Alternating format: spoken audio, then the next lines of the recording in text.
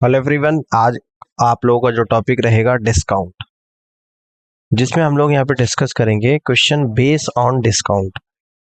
आज की क्लास के क्वेश्चन नंबर फर्स्ट को यहाँ पे समझते हैं कि 22% छूट के बाद भी 17% का लाभ प्राप्त करने के लिए किसी वस्तु का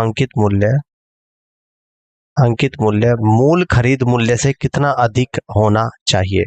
देखिएगा, जब आपको डिस्काउंट परसेंटेज गिवन हो और प्रॉफिट परसेंटेज गिवन हो और सीपी और एमपी की बात करें तो आप कॉन्सेप्ट क्या होता है, यानी कि यहाँ पे काम करेगा रिलेशन बिटवीन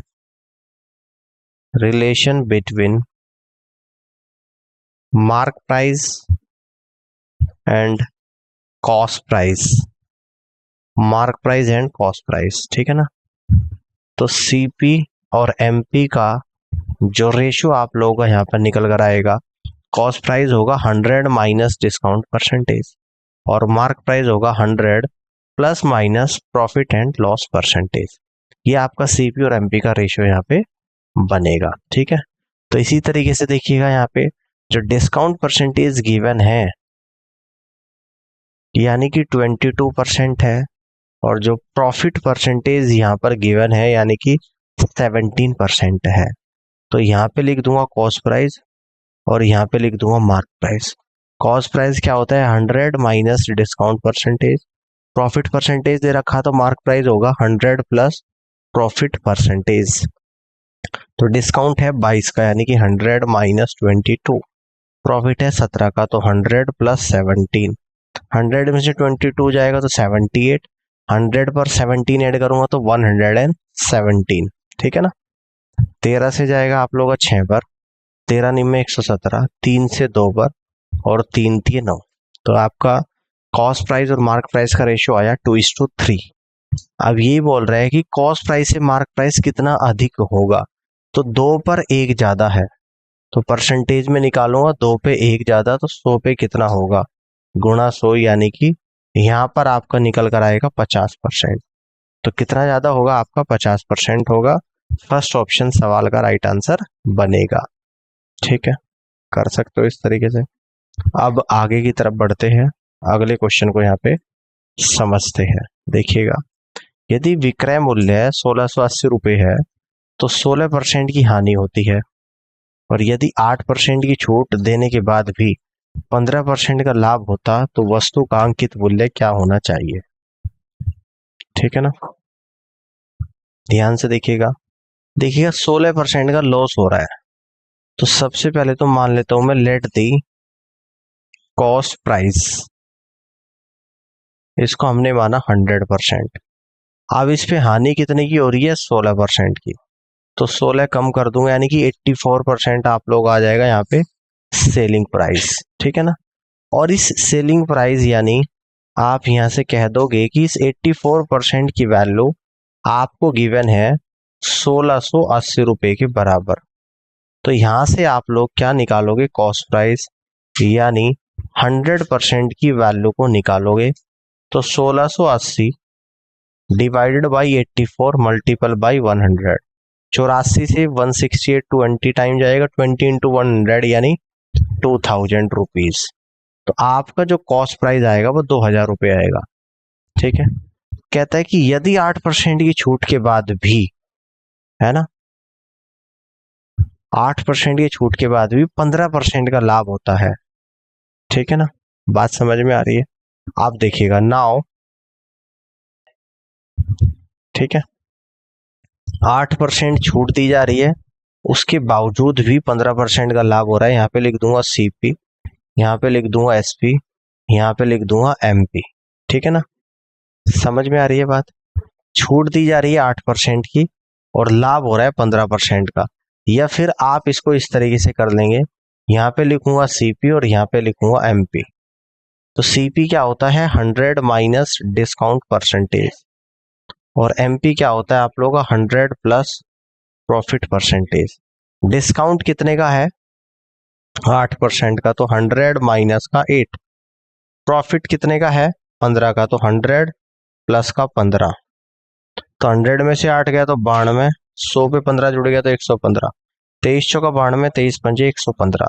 तो सीपी और एमपी का रेशियो आया 4:5 का, जिसमें आपने अभी निकाला था कॉस्ट प्राइस 2000 रुपए। तो इस 4 यूनिट की वैल्यू कितनी है? तो इस 4 यूनिट की जो वैल्यू है, इस तरीके से हम लोग कह देंगे ऊपर। तो 4 यूनिट की जो वैल्यू है 2000 रुपए है। तो 1 यूनिट की वैल्यू कितनी आ जाएगी, यानी कि 500। तो 5 यूनिट की वैल्यू आ गई 5 गुणा 500 यानी कि 2500 रुपया निकल कर आ जाएगी। तो आपसे क्या पूछता है, यही पूछ रहा है कि मार्क प्राइस कितना होगा। तो मार्क प्राइस होगा यहाँ पे 2500 रुपीज, यानी सी ऑप्शन सवाल का राइट आंसर बनेगा। नेक्स्ट क्वेश्चन को यहाँ पे समझते हैं, देखिएगा। एक दुकानदार हर 4 महीने में 10% की छूट देता है। यदि कोई व्यक्ति इस योजना के तहत दिसंबर में कोई वस्तु 25,515 रुपए में खरीदता है, तो जनवरी में उसकी प्रारंभिक कीमत क्या होगी? यानी हर 4 महीने में 10% की छूट दी जा रही है। अगर मैं मान लूं कि जनवरी में जो कीमत है उसको मान लो कि मैं 100% होगी स्टार्टिंग में, ये मैंने मानी है। हर 4 महीने में 10% की छूट देता है, तो इस 100 पर अगर 10% का डिस्काउंट देगा तो 90% हो जाएगी 4 महीने के बाद। तो जनवरी के 4 महीने के बाद, यानी कि मई के शुरुआत में 90%। अब फिर से इस पे 10% का डिस्काउंट होगा, जो कि 9 कम हो जाएगा, यानी कि 81% हो जाएगी ये सितंबर के शुरुआत में 4 महीने के बाद। फिर से इसमें 10% का डिस्काउंट, यानी कि 8.1, तो 72.9% हो जाएगी ये आपकी दिसंबर के लास्ट में बोल रहा हूं, ठीक है ना, दिसंबर के लास्ट में। जबकि आपको बोला गया है कि दिसंबर में इसकी जो कीमत है 25,515 रुपए के बराबर है। तो आपको 100% की वैल्यू बतानी है। 25,515 divided by 72.9 multiple by 100। Decimal को हटाएंगे तो एक जीरो लगाएंगे। 25,515 को 729 से डिवाइड करेंगे, तो 729 से अब डिवाइड करेंगे 25,515 को। 729 से जाएगा 3 बार, 7 × 21, 29 × 87, तो 2187 बार चला गया।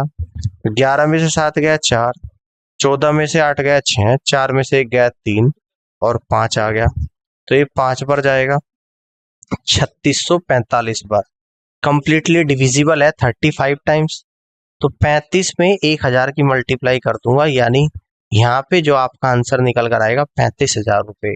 यानी कि जनवरी के शुरुआत में इस वस्तु की कीमत जो रही होगी वो 35,000 रुपीज रही होगी, जो हर 4 महीने के बाद 10% घट रही है, और फाइनली दिसंबर के एंड में यह कीमत 25,515 बन गई है। और इस तरीके से आप कह दोगे कि बी ऑप्शन सवाल का करेक्ट आंसर यहाँ पे बनेगा।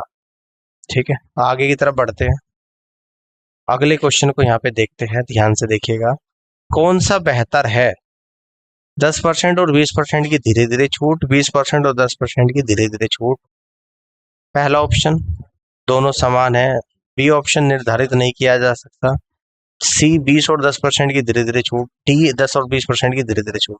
10 और 20% की धीरे धीरे छूट को कैसे कहेंगे हम लोग, सक्सेसिव लगाकर सिंगल डिस्काउंट निकालेंगे। तो -10 -20 और माइनस का 10 गुणा 20/100, माइनस माइनस आए क्या आएगा, प्लस आ जाएगा। तो 0 से 0 0 कटेगा, -30 + 2 यानी कि -28%। इस माइनस का मतलब होता है कि डिस्काउंट है। अब इसको देखेंगे, -20 -10 माइनस माइनस +20 × 10 डिवाइडेड बाई 100, तो यहां से भी आप लोगों का 28% आएगा, यानी कि दोनों डिस्काउंट बराबर है। तो यहां से कह देंगे फर्स्ट ऑप्शन सवाल का राइट आंसर बनेगा कि दोनों समान है। आगे देखते हैं अगले क्वेश्चन को। किसी वस्तु का विक्रय मूल्य ज्ञात कीजिए यदि दुकानदार अंकित मूल्य पर 80 रुपए पर 5% की 2 क्रमिक छूट देता है। देखिएगा, मार्क प्राइस आप लोगों का यहाँ पे क्या है, 80 रुपीज है। इस पर डिस्काउंट दे रहा है 5% का, 80 का 5% यानी कि 4 रुपए का डिस्काउंट, तो 76 रुपीज आ गया। फिर से इस पे अब 5% का डिस्काउंट, 76 का 5% होता है 3.8 रुपीज, तो ये आएगा 72 ₹0.2। तो फाइनली आपका यहाँ पर क्या निकल कर आएगा, ये सेलिंग प्राइस 72.20 रुपीज आएगा, यानी कि सी ऑप्शन सवाल का राइट आंसर बनेगा। ठीक है, आगे बढ़ते हैं, नेक्स्ट क्वेश्चन को समझते हैं। 65 रुपए पर सूचीबद्ध एक वस्तु को लगातार 2 छूटों के बाद 56.16 रुपीज में खरीदा गया। इसमें पहला डिस्काउंट 10% है, तो दूसरी छूट बतानी है। देखिएगा, जो मार्क प्राइस है आप लोगों का वो आपका 65 रुपए के बराबर है। इस पर पहला जो डिस्काउंट दिया जा रहा है वो 10% का 6.5 रुपीज कम हो रहे हैं, यानी कि 58.5 रुपीज हो गए। और फाइनली इसको बेचा जा रहा है 56.16 रुपीज में। तो अगला डिस्काउंट परसेंटेज आपको बतानी है। यहाँ पे कितने रुपए कम हो गए, तो आप कहोगे 58.50 में से 56.16 माइनस हो जाएगा। 10 में से 6 गया 4, 4 में से 1 गया तो 3 आ गया, 2 आ गया, तो यानी कि 2.34 रुपीज का डिस्काउंट हो रहा है। कितने परसेंट हो रहा है, यानी यहाँ से कह दोगे 58.5 पर 2.34 का डिस्काउंट है, तो गुणा 100 पे कितने का होगा। इस डेसिमल से डेसिमल को आप लोग यहाँ से कट करोगे। ठीक है, 3 ही कम 3, 3 हम 27, 3 पंजे 15, इस जीरो से जीरो कट कर देना, 195 आ गया। 3 7 21, 3 8 24, 13 कम 13, 13 पंजे 65, 13 6 का 78। ठीक है, 6 से 15 आपका कितनी बार जाएगा, 2.5, 2.5 से 10 4 बार। तो फाइनली आपकी जो सेकंड डिस्काउंट यहाँ पर निकल कर आएगा वो 4% निकल कर यहाँ पर आएगा, और आप कह दोगे कि डी ऑप्शन सवाल का राइट आंसर बनेगा। ठीक है, आगे बढ़ते हैं, अगले सवाल को समझते हैं। नेक्स्ट क्वेश्चन कुछ इस तरीके से है कि एक शोरूम में एक वस्तु की सूचीबद्ध कीमत 2000 रुपए है और इसे 20% और 10% की क्रमिक छूट पर बेचा जा रहा है, तो इसका शुद्ध विक्रय मूल्य ज्ञात कीजिएगा। यानी कि जो मार्क प्राइस है वो आपका यहाँ पर 2000 रुपए के बराबर है। इस पर सक्सेसिव डिस्काउंट पहले वाला 20% दिया जा रहा है, यानी कि 400 रुपए का डिस्काउंट है। तो 2000 में से 400 कम कर दूंगा तो 1600 रुपए आ जाएगा। इसके बाद अगला डिस्काउंट है 10% का, तो 160 रुपए यहाँ पर कम हो गया, तो आपका 1440 रुपए बनेगा। और ये क्या बनेगा, आप लोगों का सेलिंग प्राइस बनेगा, यानी कि सेलिंग प्राइस आपका 1440 रुपए होगा, और ये आपका ऑप्शन नंबर सी सवाल का राइट आंसर बनेगा। ठीक है, बात समझ में आ रही है, आगे की तरफ बढ़ते हैं, अगले सवाल को समझते हैं।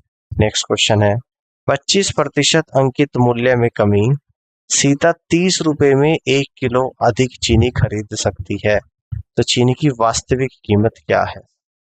देखो, 25% की फ्रैक्शन वैल्यू होती है 1/4, तो यहाँ पे तो लिख दूंगा मैं इनिशियल, और यहाँ पे लिख दूंगा मैं फाइनल, यानी कि 4 पर 1 कम है, 4 पर 1 कम यानी कि 3 पर बेचा जा रहा है। ये तो यहाँ पे बोल रहा है कि प्राइस के बारे में। ठीक है ना, फॉर्मूला क्या होता है, price into consumption equal to होता है आप लोग एक्सपेंडिचर। ठीक है ना, तो कह रहा है कि 30 रुपए में 1 किलो अधिक चीनी खरीद सकता है, अगर मूल्य ये हो जाए, है ना, अधिक चीनी खरीद सकता है। कंजप्शन का रेशियो आएगा 3:4। देखो कितने यूनिट ज्यादा खरीद रहा, 1 यूनिट, और सवाल में बोल रहा है कि 1 kg ज्यादा खरीद सकता है। ठीक है ना, समझ में आ गई बात। तो यानी कि ये आ गया 3 kg, कितने रुपए में, 30 रुपए में। तो आपका इनिशियल प्राइस निकाल देंगे यहाँ पे, इनिशियल प्राइस कितना आ जाएगा भैया, 30 रुपए में कितनी ज्यादा खरीदी जा रही, 3 kg, 3 से 30 10 बार जाएगा, 10 रुपए पर किलोग्राम। तो ये आंसर जो आ जाएगा आप लोगों का, चीनी की वास्तविक कीमत कितनी है, 10 रुपए पर किलोग्राम है, और बी ऑप्शन सवाल का राइट आंसर यहाँ पे बनेगा। आगे की तरफ बढ़ते हैं, नेक्स्ट क्वेश्चन को समझते हैं। एक धीरे धीरे छूट का विज्ञापन 10% और 20% में प्रदर्शित होता है। यदि नगद भुगतान पर अतिरिक्त 5% की छूट दी जाती है तो नगद भुगतान करके खरीदारी करने के लिए उपलब्ध कुल छूट का पता लगाइएगा। देखिएगा, दो डिस्काउंट है, एक तो है 10% का और एक है 20% का। अगर आप कैश पेमेंट करोगे तो एक 5% का डिस्काउंट और आएगा। तो इन तीनों का सिंगल डिस्काउंट आप लोगों को बताना है। अगर मैं मान लूं कि मेरा मार्क प्राइस मान लो 100% है, ये मैंने माना है, इस पे जो पहला डिस्काउंट 10, 20 और 5 कोई भी दे सकते हो आप लोग। तो पहला डिस्काउंट मान लो 20% दिया, तो 20 कम हो गया तो कितना हो गया 80%। फिर मैंने अगला डिस्काउंट 5% दिया, 80 का 5% कितना होता है 4 कम 76 हो गया। फिर इस पे मैंने 10% डिस्काउंट दे दिया यानी कि 7.6%। ठीक है ना। तो इन सभी को अगर मैं यहाँ पर ऐड करूंगा तो ये आप लोगों का यहाँ पे सिंगल डिस्काउंट निकल कर आ जाएगा। तो 20 + 4 + का 7.6 यानी कि 31.6% आपका सिंगल डिस्काउंट आएगा। इस तरीके से क्वेश्चन को आप सॉल्व करेंगे। 31.6% यानी C is the correct answer of this question. Next question को समझते हैं। एक वस्तु जिसकी चिन्हित मूल्य 80 रुपए है वह 68 रुपए के लिए बेची जाती है, तो छूट की दर बताइएगा। देखिएगा, जो मार्क प्राइस है वो आप लोगों का यहाँ पर 80 रुपए है, बेचा कितने में जा रहा है यानी कि सेलिंग प्राइस जो कि 68 रुपए है। तो डिस्काउंट कितने का हो गया, मार्क प्राइस में से सेलिंग प्राइस को माइनस कर देंगे। 80 में से 68 को माइनस करूंगा तो 12 रुपए का डिस्काउंट। तो यहां से हम लोग डिस्काउंट परसेंटेज निकालेंगे, यानी कि 80 पे 12 का डिस्काउंट है तो 100 पर कितना होगा 20 चौक 80, 20 पंजे 100, 4 से 12 3 बार, 3 गुणा 5 यानी कि 15% का आपका डिस्काउंट होगा। कितने का डिस्काउंट होगा, यानी 15% का आपका यहाँ पे डिस्काउंट होगा। नेक्स्ट क्वेश्चन को समझते हैं। सामान 6500 रुपए की कीमत का खरीदा गया था जिसमें 5% की छूट थी। फिर बिल में 4% की बिक्री कर शामिल किया गया, बिल की राशि ज्ञात करें। तो 6500 रुपए का सामान था जिसपे 5% की छूट दी गई। तो 6500 का 10% होता है 650, 5% होता है 325 रुपए। तो 325 रुपए का डिस्काउंट दिया गया तो 6175 का हो गया। अब इस 6175 में कह रहा है कि 4% का सेल टैक्स लगा दिया, तो इसमें 4% और जोड़ देंगे। तो यानी कि 6175 का 1% कितना होता है 61.75 रुपीज होता है। तो 4% कितना होगा, तो 4 पंजे 20 तो 2, 28 2 30 का 0 तो 3, 4 एकम 4 और 3 7, 4 6 24, 2 अंकों के बाद दशमलव। तो यानी कि कितना जुड़ेगा, तो 247 रुपये सेल टैक्स जुड़ेगा। तो इसको ऐड कर देंगे, 7 5 12 का 2 1, 7 8 4 12 का 2 तो 1, 2 और 1 3 और 1 4 और 6, यानी कि सेल टैक्स जुड़ने के बाद जो बिल बनेगा अब आपका 6422 रुपए का। देखो 6500 का सामान था, 5% डिस्काउंट भी दिया, फिर 4% सेल टैक्स जोड़ दिया, फाइनली आपका 6422 रुपए का बिल बना। C is the right answer of this question. आगे की तरफ बढ़ते अगले सवाल को समझते हैं। 6000 रुपए की लेबल कीमत पर 2 लगातार छूट के कारण बिक्री मूल्य दिए गए कम हो जाता है यदि 10% और 20% की कीमत है छूट दी जाती है। यानी कि मार्क प्राइस, लेबल प्राइस और मार्क प्राइस एक ही बात होती है, 6000 रुपए है, जिस पर पहला डिस्काउंट 10% दिया जा रहा है यानी कि 600 रुपए, तो 5400 हो जाएगा। फिर 5400 पे अगला डिस्काउंट 20% दिया जा रहा है 1080 रुपए, तो ये आपका आ जाएगा 6300, सॉरी 1080 यानी कि 4320 रुपए। तो यानी कि डिस्काउंट देने के बाद आपका सेल लिंक प्राइस निकल कर आएगा 4320 रुपए, यानी डी ऑप्शन सवाल का करेक्ट आंसर बनेगा। ठीक है, बात समझ में आ गई है। अब आगे की तरफ बढ़ते हैं, अगले सवाल को समझते हैं। 5% कमीशन काटने के बाद एक टेलीविजन सेट का मूल्य 9595 है, इसका अंकित मूल्य ज्ञात कीजिएगा। तो अंकित मूल्य को 100% मान लेते हो, let the mark price equal to 100%।